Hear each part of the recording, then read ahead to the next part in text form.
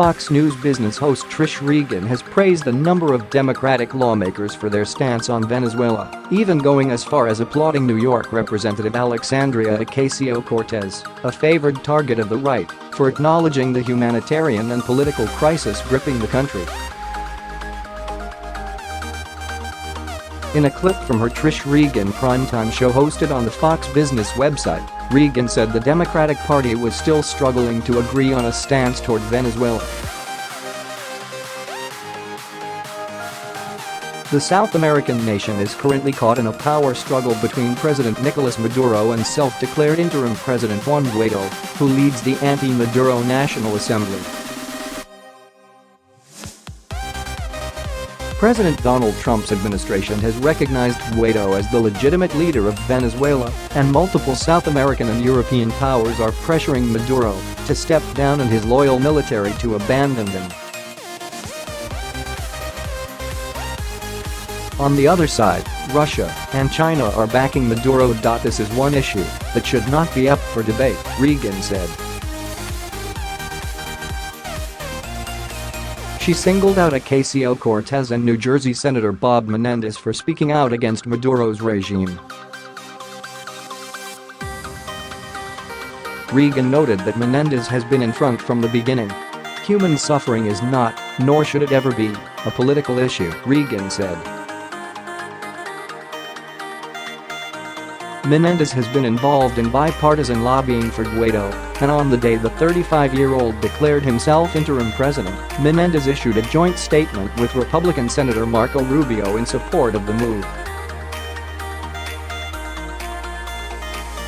Ocasio-Cortez deserves a little credit as well for recognizing that Venezuela is a total failure of democracy, Regan suggested. She was presumably referring to an Instagram Live broadcast by the congresswoman at the end of February, in which Ocasio-Cortez said the debate over Venezuela is not about ideology, but rather authoritarianism versus democracy.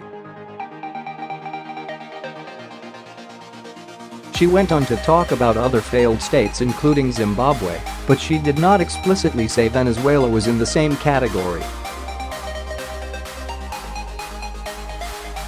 Regan contrasted Menendez and Ocasio-Cortez with progressive icon and 2020 presidential candidate Senator Bernie Sanders, who earlier this week was criticized for stopping short of calling Maduro a dictator. There should be no Democrats on the fence on this issue, Regan argued, saying lawmakers should think through the challenges in Venezuela long and hard. Aside from the obvious security risk of embattled President Nicolás Maduro courting the Iranians, the Russians, the Chinese, Hezbollah and the Turks, there are millions that are suffering. Oil-rich Venezuela was once one of the wealthiest nations in South America. However, a collapse in the price of crude oil combined with long-term economic mismanagement has left the country in the grips of long-lasting economic crises. Unemployment is high, inflation has made the currency near worthless, and the government has been unable to import a wide range of day-to-day goods, including foodstuffs, medicine and fuel. Millions have already fled the country in the hope of a better quality of life. Maduro has blamed the turmoil on a U.S.-led economic war, conducted in coordination with regional rivals such as Colombia. We must be united in our recognition of this crisis. It's not a time to play politics, Regan said.